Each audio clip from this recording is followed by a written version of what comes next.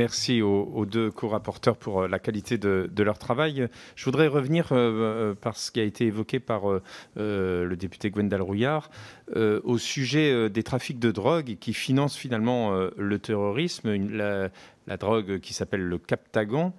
Donc cette drogue, si j'ai bien compris, prend racine et commence à s'exporter ailleurs que sur les lieux, l'Arabie Saoudite, l'Europe. Je crois qu'il y a eu même, on a décelé à Naples ce genre de produit. Alors je voulais revenir sur ça. Ça me paraît important parce que c'est source de financement aussi du terrorisme.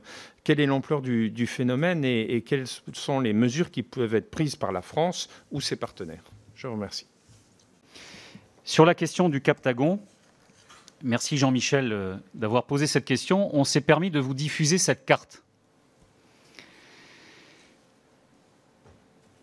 qui permet de dire deux, trois choses.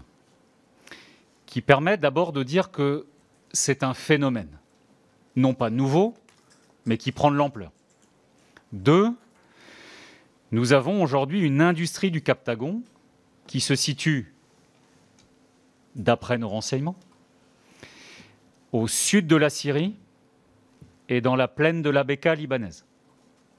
Trois, nous savons que les trafics de Captagon financent dans l'ordre le régime de Damas, les milices chiites régionales affiliées à Damas, voire à Téhéran, et bien évidemment finance les mafias régionales, j'allais dire, dites classiques. C'est un sujet.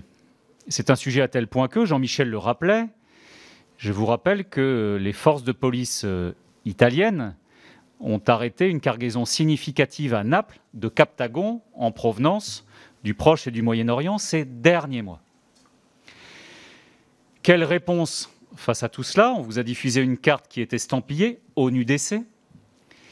Donc l'ONU-DC se mobilise, Interpol se mobilise, Europol se mobilise et nous avons constaté dans les ambassades, en particulier à Amman, en particulier à Beyrouth, combien nos équipes police, nos équipes gendarmerie, quand c'est le cas, nos services, d'une manière générale, sont pleinement mobilisés, à la fois dans l'intérêt de la France et de l'Europe, bien évidemment, mais aussi dans le cadre de nos partenariats avec les pays concernés, en l'occurrence Liban et Jordanie. Le dernier mot, c'est de vous dire que ce phénomène a pris une ampleur régionale, et qu'il a d'ores et déjà des conséquences politiques et pratiques du genre l'Arabie Saoudite, qui a découvert des pilules de Captagon en nombre parmi les fruits et légumes libanais, notamment les grenades libanaises.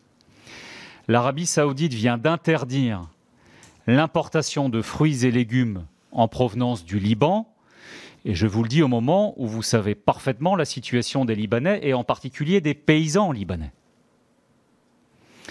Et donc une manière d'aider les pays de la région, c'est bien évidemment de lutter plus que jamais contre les trafics de drogue d'une manière générale, en particulier contre les trafics de Captagon. Et tout le monde l'a compris, ça passe évidemment par une maîtrise plus forte des frontières et grâce notamment à l'action de la France, de nos services et de nos équipes dans les ambassades.